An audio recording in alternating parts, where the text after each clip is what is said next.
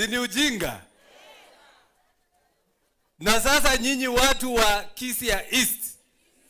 Ya Kisa East, yes, Kisa East. Nyinyi watu wa Kisa East.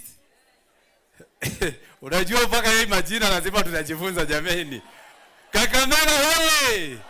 Kwizera hoye! Kisa East hoye! Unajua nyinyi ndio mmetoa wheelbarrow mguu. Mahali ilikuwa imebaki, nyinyi ndio mmetoa nini? Sasa imesimama hapo, labda wavurute. Si mambo ni hayo? Labda wafanye nini? Sababu nyinyi mmeonyesha Kenya mzima, nyinyi hamsikizi propaganda ya Kasongo. Akisema DCP ni ya kikabila, anataka kuniambia hapa Kisa East panaitwa Dumberi? Hapa Kisa East ni Murang'a? Hapa Kisa East ni Embu? Si ni Mlembe? Si ni mahali Waluhya wote wametoka?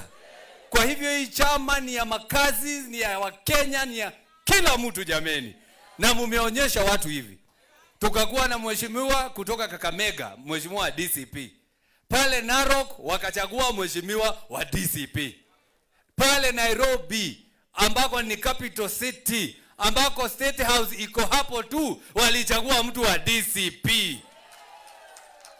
Alafu wanasema ati bado hawajaamini. Waambie wataamini.